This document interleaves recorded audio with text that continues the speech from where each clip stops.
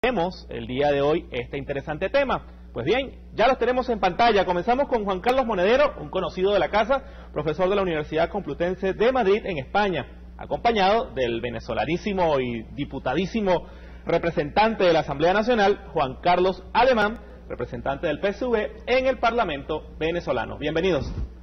Gracias. Año 2012, socialismo versus capitalismo. ¿Quién ganó? ¿Quién perdió?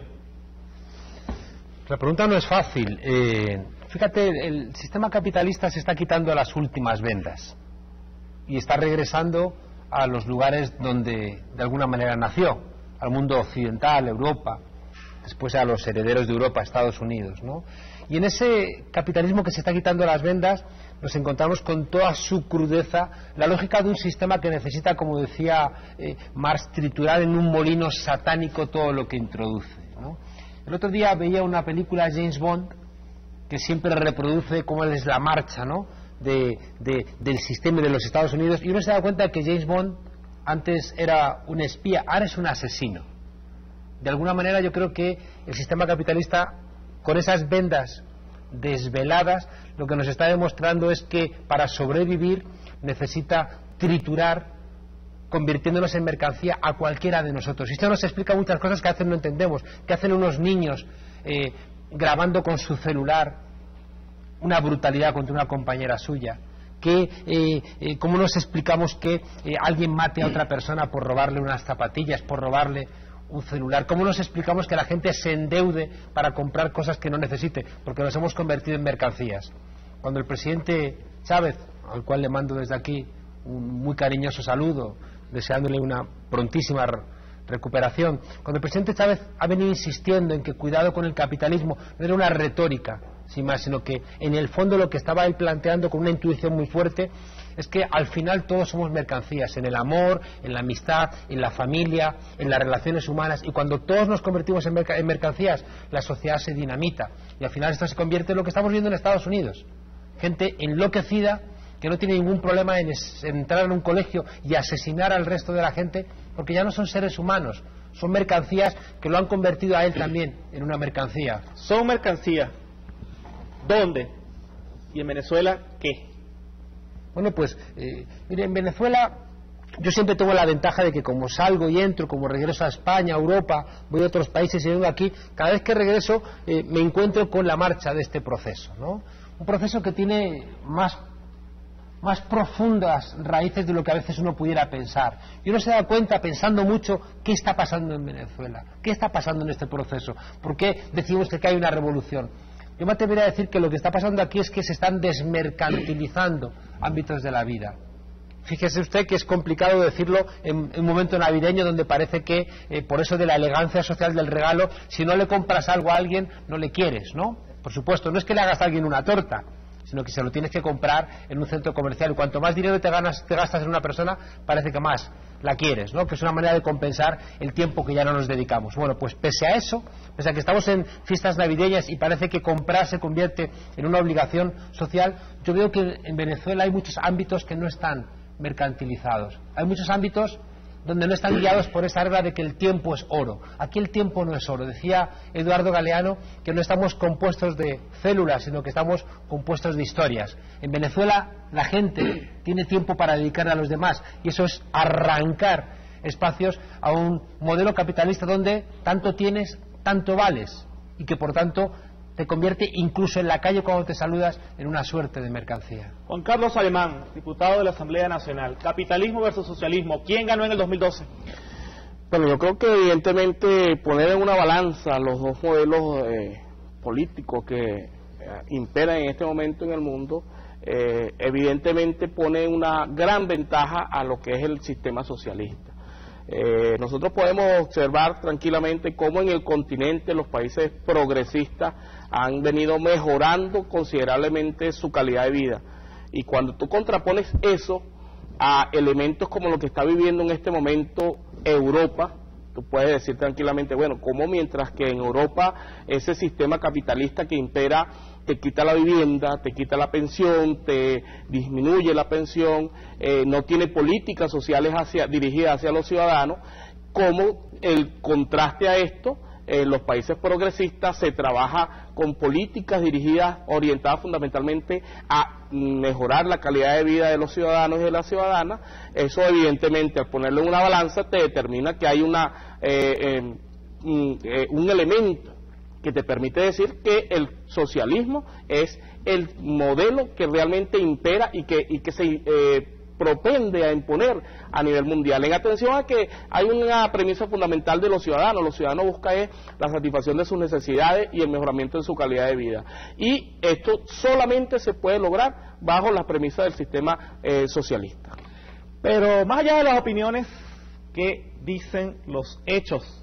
Pues bien, vamos a ver esta página de internet que se llama expansión.com y que se dedica al análisis de los bancos y los sistemas financieros de nuestro planeta. ¿Qué dice expansión.com? Dice: desahucios especial. El drama más visible de la crisis en España. Desde el inicio de la crisis se han registrado casi 400.000 ejecuciones hipotecarias en la nación europea. E inclusive el alquiler de los pisos desahuciados está entre 150 y 400 euros. Imagínense 400.000 personas que pierden su hogar. Adicionalmente, en el mes desde septiembre para acá, se han presentado en el sistema judicial español casi cerca de 50.000 demandas para solicitar los desalojos de personas que salen de su vivienda simplemente porque no tienen dinero para pagarla. Señor Monedero. Claro, es terrible. Es decir, en España, si tú pierdes el trabajo, cosa que le afecta al 25% de la ciudadanía. Ustedes tienen aquí una tasa del paro entre el 7 y el 8%. Allí el 25%, 6 millones de personas sin trabajo. Cuando tú no tienes trabajo, se te acaba la prestación por desempleo muy pronto y ya no tienes cómo pagar la hipoteca. Y de repente te echan de la casa. Y tú puedes pasar en un plazo de 3 meses, 4, como mucho 6 meses, puedes pasar de ser un ciudadano de clase media a estar dependiendo de la caridad de alguien. Y eso conviene mucho dejarlo claro. En Venezuela, el sistema capitalista ahora mismo en crisis en Estados Unidos, en crisis en Europa, lo que está buscando es exprimir a las clases medias. Que no se engañen. A mí me sorprendió mucho, yo tenía susto cuando estaba aquí en la campaña electoral. La propuesta de Capriles, la propuesta de la Mesa de la Unidad, era repetir aquí lo que estaba haciendo Rajoy en España. Es decir, lo que está llevando a las clases medias a la ruina era lo que se quería aplicar aquí. Decías, pero estos señores están locos, ¿qué están buscando? ¿No? Entonces, fíjense que creo que es muy importante entender que el sistema va a ajustarse por el eslabón más débil. Venezuela ha construido mucha fuerza. Venezuela ha sido capaz, no solamente ella sola, sino también de todo el continente, de decir, aquí estamos unidos, tenemos claro lo que no queremos, hemos salido de los años 80, 90 de ese modelo neoliberal, y por eso también se tienen que ir ahora a Europa a buscar lo que ya no pueden buscar aquí. ¿Por qué yo señalo el ejemplo de las 400.000 ejecuciones hipotecarias que hay en España?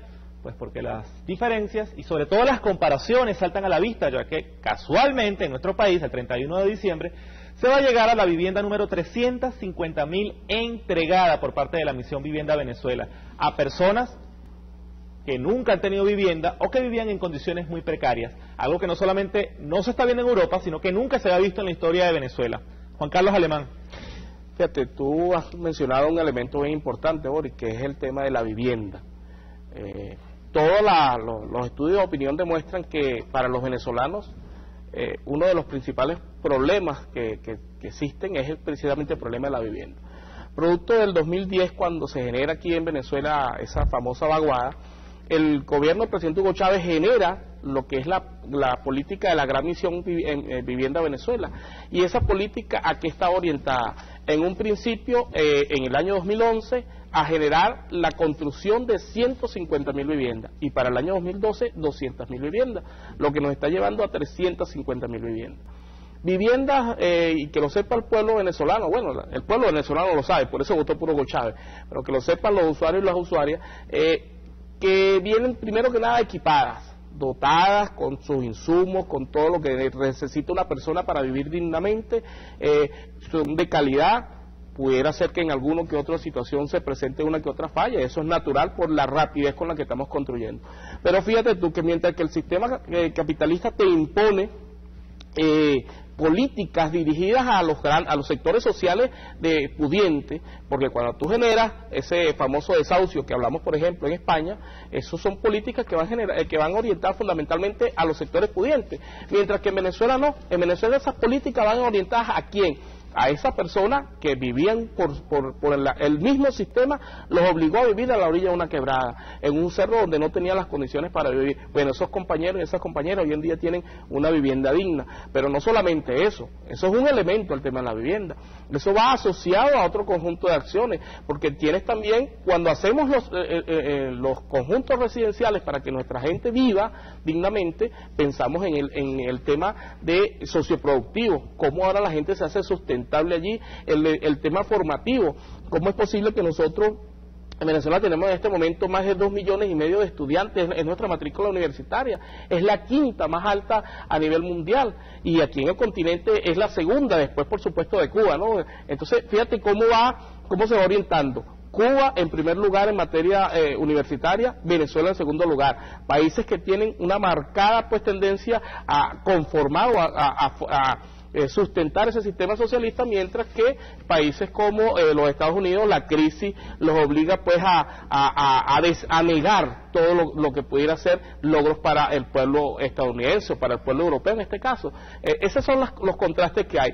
Ese es un elemento, pero pues, cuando nosotros vamos, por ejemplo, al tema de la alimentación, cómo el gobierno revolucionario del presidente Hugo Chávez ha logrado disminuir la pobreza, disminuir los índices de desnutrición. Bueno, eso es un elemento que cualquiera salta a la vista. Vaya a una casa de alimentación en cualquier barrio para que vean cómo esos niños que en los años 80, en los años 90, cuando nosotros nos formamos, se conocían era por aquella barriguita que les salía producto del parásito, que era lo que consumían, por lo que consumían, como hoy en día en los sectores populares la desnutrición ha bajado gracias a esas políticas orientadas a esos sectores que son los desprotegidos. Y alguien que sin lugar a dudas se ha convertido en noticia, y así lo atestigua la primera página del diario Últimas Noticias, es el canciller y vicepresidente de la República, Nicolás Maduro, quien el día de hoy ha copado los titulares de la prensa nacional, toda vez que ha sido el encargado de continuar impulsando el proceso revolucionario que se inició hace ya 14 años en el poder. Y sobre este particular vamos a escuchar lo que dijo Nicolás Maduro a propósito del desarrollo y el necesario avance que tiene que continuar llevando la revolución. Escuchemos. Porque si nosotros de verdad, teniendo un líder y un presidente y un comandante, un líder, un presidente y un comandante, como nuestro comandante Hugo Chávez, teniendo un plan, debemos tener un solo gobierno, un solo pueblo trabajando en una sola dirección y lograr lo que el presidente nos ha pedido, nos ha exigido, y yo diría, nos ha ordenado: eficiencia o nada. La eficiencia socialista, que no es cualquier eficiencia, no es cualquier eficiencia, es una eficiencia dentro del socialismo y para el socialismo. Y eso nosotros tenemos que entenderlo, estudiarlo, conversarlo, apropiarnos de esos conceptos.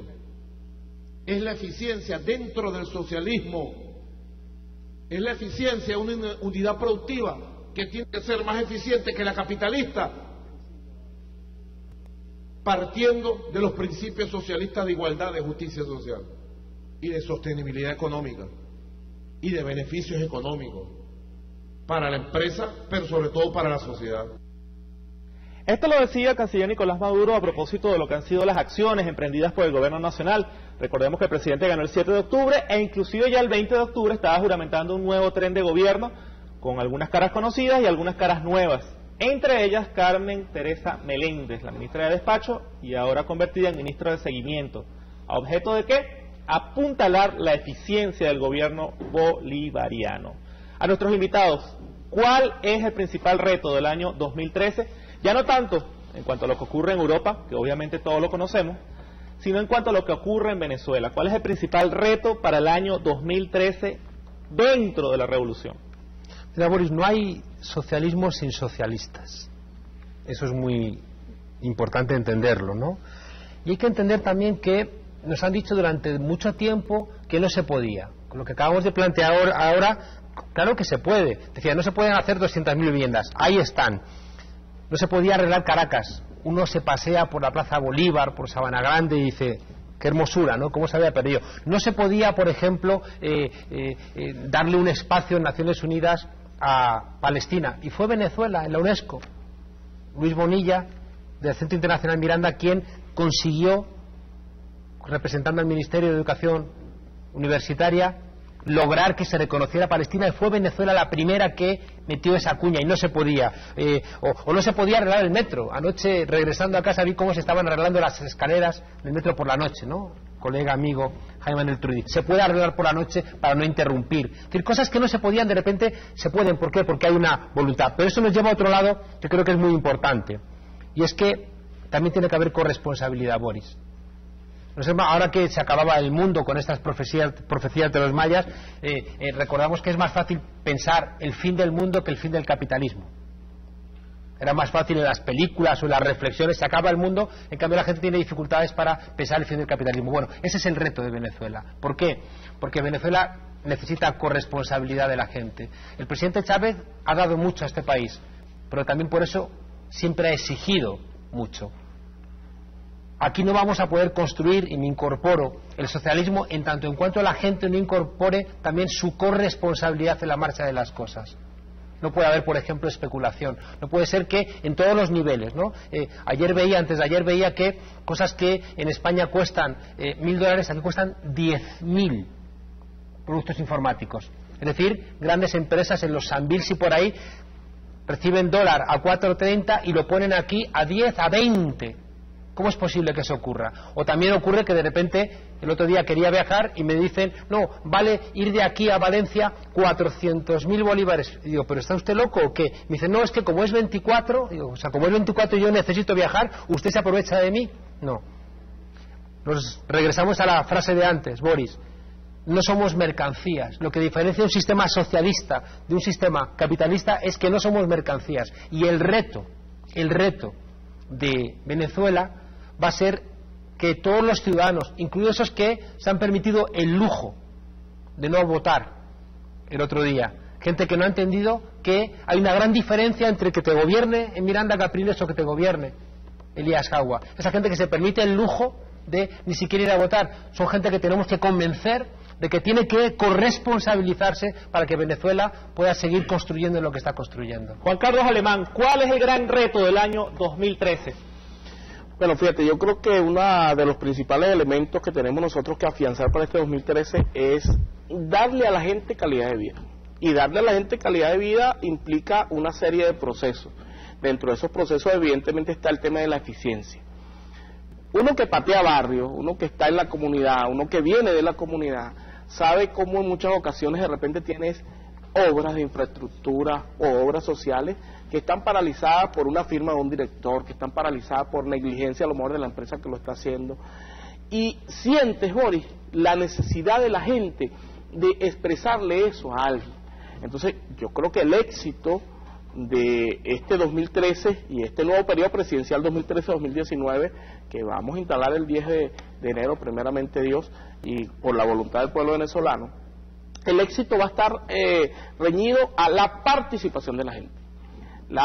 Este nuevo ministerio que inicia la compañera Carmen Meléndez, que precisamente tiene esa responsabilidad de hacerle seguimiento a la gestión, debe estar sustentado. Sus bases, sus cimientos son precisamente la gente. Cómo la gente se incorpora allí para hacer entender que todo este entramado burocrático hay que demolerlo.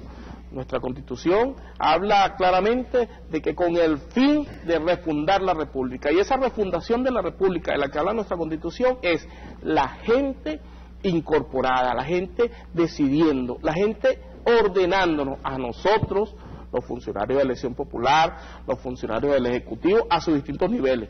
Entiéndase, gobernación, porque para eso ganamos unas gobernaciones, para que esos funcionarios que están allí, que son afectos a la revolución, afectos a este proyecto político, incorporen a esa gente, y precisamente a todos los niveles, municipales, estadales y nacionales. Solo así podremos nosotros lograr ese reto, y yo creo que lo vamos a lograr, así como hemos obtenido un importante triunfo con la construcción de vivienda, y se demostró, como decía Juan Carlos, que sí se puede. Nosotros vamos a demostrar que podemos mejorar las cosas y que solo en revolución, bajo la aplicación de estos mecanismos de gerencia, bajo la aplicación de esta nueva visión de concebir el mundo como un mundo para todos, como un mundo donde el eje central es el ser humano, podremos entonces lograr esa satisfacción de las necesidades de la gente. ¿Qué va a ocurrir en el año 2013? ¿Qué va a ocurrir en el mundo en el año 2013 y sobre todo cómo Venezuela va a estar ahí? ¿Qué dice Juan Carlos Monedero? Decía Bertrand Russell que un optimista es un idiota simpático y un pesimista es un idiota antipático, ¿no? ¿Tú eres un idiota simpático o un idiota antipático? No, hay que huir de la idiotez. Entonces dice mi maestro Boaventura de Sousa Santos que tenemos que ser optimistas trágicos o pesimistas esperanzados. El capitalismo en crisis es terrible. Sabemos por la historia que el capitalismo en crisis desemboca en el fascismo y en la guerra. Lo estamos viendo en Grecia, Libia, por ejemplo, ¿no? Siria. Libia fue un hijo de la crisis europea. Claro. Entonces vemos que guerra y fascismo, en 20% de gente que apoya al partido de la extrema derecha. En Grecia es muy fácil echar la culpa al otro, ¿no? Cuando de repente pierdes todo lo que tenías, te dicen, pero tú tranquilo, que tú eres griego, tienes que odiar a este inmigrante, ¿no? Si uno mira el escenario mundial, yo no soy optimista sin más, ¿no? Tengo que tener esperanza, porque si tú no ves esperanza te conviertes en un reaccionario. Pero uno ve qué está ocurriendo en Estados Unidos, con estas crisis terribles de valores, pero también económica. Es decir, estamos financiando a Estados Unidos y ya nada más de sí, y ellos siguen haciendo billetes de dólares que cada vez tienen menos valor. Vemos Europa que está perdiendo todo lo que logró. Las luchas de ayer son los derechos de hoy. Y como Europa lleva sin luchar desde el mayo del 68, está perdiendo todos sus derechos y está convulsionada. Mensaje para Venezuela: las luchas de hoy son los derechos de mañana. China de repente tiene dos grandes problemas. Por un lado, China tiene que regresar al mercado interno y eso va a afectar al mundo, porque van a frenarse las importaciones de China. Y por otro lado, China tiene un problema medioambiental muy fuerte. El pobre continente africano está muy golpeado. El mundo árabe está también convulsionado por las guerras. El escenario no es en absoluto amable, el del mundo. Yo estoy insistiendo en dos cosas que hay gente que le pueden parecer como muy rimbombantes. La primera es que para mí el presidente Chávez es el último libertador de América Latina. ¿Por qué? Porque él planteó su lucha contra un gran enemigo, que es el modelo neoliberal. Y cuando uno plantea una lucha contra un enemigo tan grande, o ganas, y por tanto ya no hacen falta nuevos libertadores, o si pierdes va a ocurrir, como decía Neruda con Bolívar, van a tener que pasar 100 años para que eso se recupere. Y el segundo elemento es que no veo solución a esto de 2013, a estos problemas del mundo que no vengan ahora mismo de América Latina o del ejemplo de lo que implica América Latina. ¿Por qué? Porque América Latina ha empezado a salir del modelo neoliberal, que es como la exacerbación de este modelo terrible capitalista. Y al mismo tiempo ustedes siguen teniendo el discurso de la Pachamama, siguen teniendo el discurso del respeto al medio ambiente. De nada nos sirve seguir midiendo las cifras de crecimiento si nos estamos cargando el medio ambiente. A mí me parte el corazón cuando ahora en estas fechas navideñas construimos montañas y montañas de basura sin darnos cuenta de que el planeta Tierra no da más de sí. ¿Quién tiene ese discurso de respeto a la madre tierra? Creo que América Latina, cuando le preguntan a un indígena por qué no aras la tierra y él contesta, clavaré acaso un puñal en el pecho de mi madre, tú puedes pensar que ese indígena es, bueno, simpático, romántico, puedes entender que hay una relación directa entre la mano humana y que ya haya medio planeta Tierra que no es manejable. El socialismo o es ecosocialista o no es. Juan Carlos Alemán, ya nos estamos despidiendo. ¿Qué va a pasar en Venezuela en el 2013? ¿Cuál es su pronóstico? Yo creo que Venezuela tiene un periodo de crecimiento considerable. Hemos logrado disminuir los índices de inflación. Creo que esta nueva visión de generar o asociar al desarrollo de la actividad pública la eficiencia va a darle un gran impulso, va a darle un gran auge pues a todo lo que es, primero que nada, el desarrollo económico de la región, porque todo lo que pasa en Venezuela tiene eco en la región.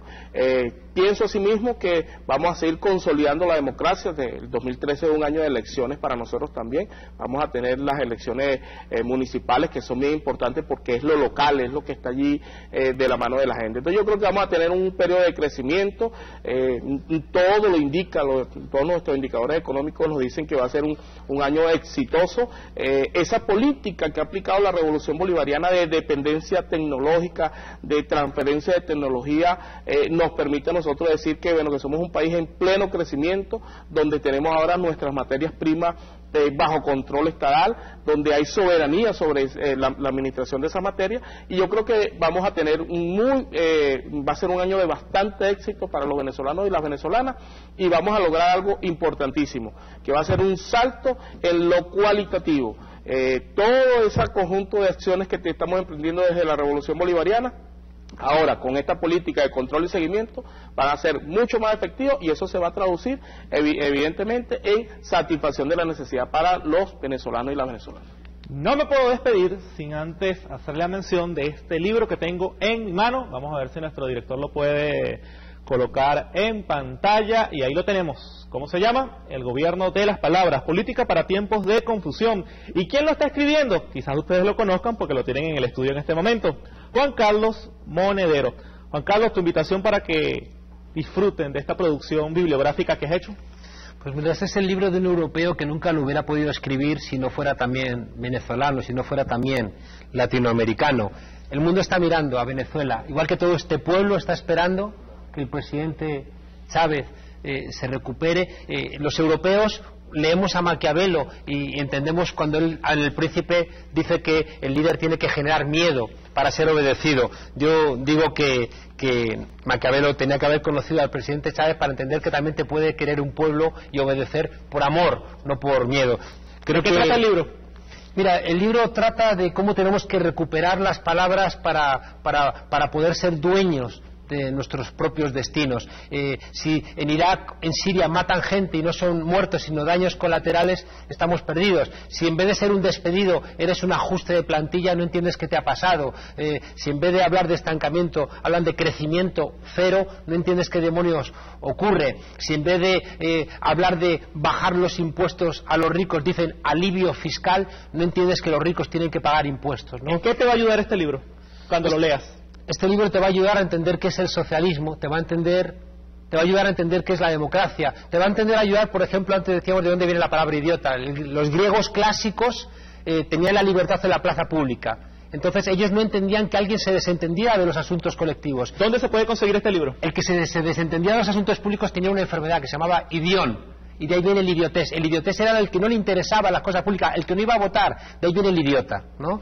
El libro lo distribuye el Centro Internacional Miranda y el Ministerio de Educación Universitaria. Allí cualquiera puede ir. Y ¿dónde? En el Centro Internacional Miranda, ¿Eso queda en el penthouse de la Nauco Suites en Parque Central. Y perdona que te insista, el libro además también va a recordarnos dos cosas que para mí son muy importantes. La revolución bolivariana se diferencia de todas las revoluciones que hemos conocido en la historia o en la actualidad, en que ha sido capaz de, el presidente ha insistido 1000 veces, en que tenemos que hacer crítica, en que tenemos que preguntarnos desde diferentes ángulos, porque la crítica es la que nos consigue ser un pueblo unido. Crítica y unidad van de la mano, y el éxito para mí de la revolución bolivariana ha sido que ha sido capaz, frente a cualquier otro proyecto que conocemos revolucionario, en hacer de la crítica y de la unidad sus dos principales armas. El libro de alguna manera insiste en esa idea. El gobierno de las palabras de Juan Carlos Monedero, acá lo tenemos al autor, así que si ves este libro, no pierda la oportunidad de leerlo. Nos despedimos, al regreso continuamos con más del segmento Dando y Dando en toda Venezuela. Madre mía, si el gobierno no ayuda al pueblo zuliano, tendré que meter... Tal día como hoy, en 1797,